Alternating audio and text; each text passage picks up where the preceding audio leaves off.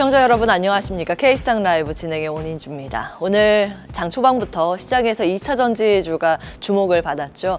그간 눌렸었던 종목들이 기지개를 켠 건 단순한 기술적 반등일까요? 오늘은 미국이 던진 관세 폭탄 한 방에 시장이 반응했다는 분석이 나옵니다. 이거부터 좀 짚어보려고 합니다.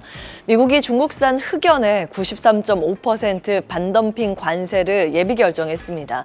배터리 음극재 핵심 소재죠. 이 흑연. 중국이 전 세계 공급의 60% 이상 쥐고 있습니다.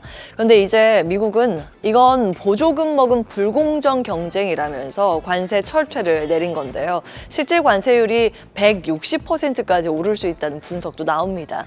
최종 결정은 12월 5일, 하지만 시장은 이미 반응을 시작했다는 분석입니다. 간밤 미증시에서는요, 리튬주가 또 급등을 했습니다. 엘버말과 소시에다드 퀴미카가 한 7% 이상의 급등세를 시현했습니다. 블룸버그의 보도 내용에 따르면 이거는 중국의 장거 마이닝이 불법 채굴로 제동이 걸렸다는 소식 때문이라고 풀이됩니다. 즉, 공급 과잉 우려가 줄어들었다는 기대가 반영된 건데요. 중국 내부의 통제와 감산, 공급망 조정이 글로벌 리튬 시장엔 호재로 작용한 셈입니다. 유진투자증권 한병화 애널리스트의 분석에 따르면 중국에서 이렇게 리튬 채굴 제한 보도 이후에 글로벌 리튬주가 급등했고, 국내의 배터리 소재주는 그동안 공매도 물량이 굉장히 많이 쌓여 있었기 때문에 이번 이슈에 훨씬 민감하게 반응할 수밖에 없었다고 봤습니다. 그리고 시진핑의 전기차 과잉 투자 언급, 탄산 리튬 선물 가격 반등도 시장에 자극이 됐다는 분석입니다. 결국 단순한 반등이 아니라 정책, 수급, 가격 반등이라는 이 3박자가 동시에 움직인 결과라는 건데요. 제가 사실 7월 3일부터 중국 비아디 이슈를 방송에서 한 두세 차례 말씀을 드렸습니다. 그땐 시장 반응이 크지 않았다는 얘기가 많았는데요. 이제 와서 보면 그 흐름이 중국 정부가 기업의 구조조정을 요구하는 이유와 맞물려 있다는 걸 알 수 있습니다. 기사 시점은 지난 5월 말부터입니다. 당시 비아디의 미지급 어음만 무려 76조 원에 달한다는 보도가 있었습니다. 중국 전기차 1위 기업이 이 어음을 발행해서 부품 대금을 1년 뒤에 지급하는 구조로 말 그대로 돌려막기 재무 시스템을 운영하고 있었던 건데요. 비유적으로 좀 표현을 하자면 헬스장이 망하기 직전 모습 같다 볼 수 있습니다. 1년치 회원권 먼저 팔고 나중에 문을 닫아버리는 곳 말이죠. 비아디도 먹튀 우려가 확산되는 상황이었습니다. 실제로 최근 중국 전기차 시장에서 30에서 34% 폭탄 세일이 나오기도 했었는데 이게 그냥 마케팅 차원이 아니라서 이 어음을 갚으려고 재고를 현금화하고 있다는 분석까지 당시에 제기됐습니다.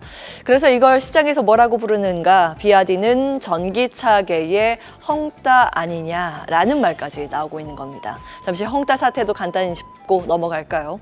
헝따그룹은 한때 중국에서 가장 큰 부동산 개발 업체였습니다. 건설만 하면 오른다던 시절 돈을 빌려서 땅을 사고 또 빌려서 아파트 짓고 그걸로 다시 돈을 벌던 구조였죠. 그런데 중국 정부가 이제 빚내서 건설하지 마 하고 대출 규제를 걸자 헝따는 순식간에 자금줄이 막혀버립니다. 2021년 부채 360조 원이 드러나면서 파산 위기로 그때 떠들썩했죠. 중국 경제 전체가 흔들릴 정도로 충격이 컸습니다. 불에 기름을 붓던 건설 호황이 꺼지자 그 불을 키우던 성냥이 가장 먼저 타버린 것, 그게 바로 헝따였습니다. 중국 정부는 이 당시 악몽을 기억하고 있죠. 당시에 경제 살리려고 아주 오랫동안 정말 고생을 많이 했거든요. 그래서 이번에는 미리미리 방지하려는 움직임이 있는 거고, 현재 리튬, 2차 전지뿐만 아니라 철강, 화학 등 전반에 걸쳐서 기업들에게 감산과 구조조정을 강하게 요구하고 있는 겁니다. 그 과정에서 2차 전지 섹터도 반사 이익을 기대할 수 있는 위치에 서게 되는 걸까요? 잠시 후에 출연자와 투자 전략 살펴보도록 하겠습니다. 시장 이야기도 좀 해보겠습니다. 쉬어가는 양상 보이고 있죠. 그럼 언제까지 우리 시장이 좀 쉬어갈까요? 과거 통계를 통해서 그 힌트를 얻어보겠습니다. 지금 나와 있는 화면은 2000년 이후 코스피 월 평균 등락률인데요.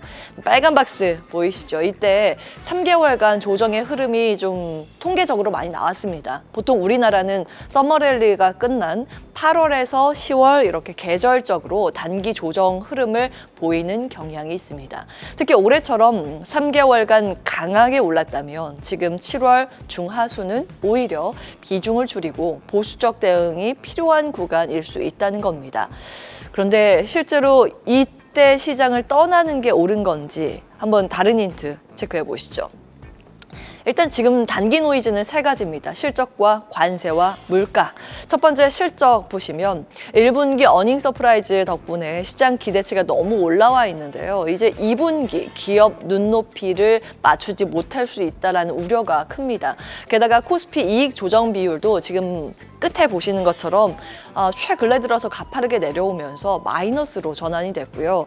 환율 급락이 수출 기업 실적에 부정적인 영향을 줄 수 있다라는 분석이 지배적입니다. 두 번째 관세 리스크. 8월 1일에 미국의 관세 재부과 리스크가 다시 돌아옵니다. 주요국 관세 좀 정리를 쭉 해봤고요. 우리나라는 여기에서 25%가 해당이 됩니다. 자, 경제인 협회 자료에 따르면 우리나라 기업들은 얼마까지 관세를 버틸 수 있는가 보시면 10% 미만이 42, 10에서 15%가 50, 그러니까 즉 15%까지는 기업들이 감당 가능하다고 보는 거거든요. 그래서 국가별 협상 결과가 굉장히 중요한 변수로 부각되고 있습니다. 어떤 결과가 나올지 꼭 챙겨보셔야겠고요. 세 번째 물가 변수는 최근 유가, 식료품 가격이 다시 꿈틀거리고 있죠. 7월에서 8월 물가 지표에서 반등 신호가 나오면 시장의 불안 요인으로 작용할 수 있습니다. 그런데 통계적으로 보면 강세장은 쉽게 꺾이지 않았습니다. 2000년 이후에 코스피가 연간 20% 상승을 했던 해는 8번, 그중에서 6번은 12월 그리고 2번은 10월에 이렇게 고점이 찍혀 있었습니다. 특히 코스피가 37% 이상 급등했던 초강세장은 3번 있었는데 모두 고점이 12월에 찍혀 있는 걸 확인해 보실 수 있습니다. 즉 강세장의 피날레는 연말에 오는 경향이 뚜렷하다는 뜻이죠. 이런 흐름이 가능하려면 결국 경기가 뒷받침돼야 한다는 겁니다. 1분기 저점을 찍은 뒤에 추경과 증시 상승 효과로 하반기 경기 반등 흐름이 이어질 거란 분석이 있는데요. 그래서 7월 25일 발표되는 2분기 GDP나 10월 하순에 발표될 3분기 성장률 전망이 국내 추세 유지 여부 가릴 수 있는 굉장히 중요한 키가 될 수 있겠습니다. 자, 통계적으로 조정 가능성이 높은 시점, 하지만 이 조정이 추세적 하락의 전조인지 아니면 강세장의 일시적 숨고르기인지 지금 시장이 바로 그 경계선 위에 서 있는 순간입니다. 결국 숫자들이 말해줄 겁니다. 실적과 이런 GDP 관세 협상 결과 그리고 8월의 물가 지표까지 들여다보시면서 시장에 대해서 판단해 보시는 게 어떨까 싶습니다.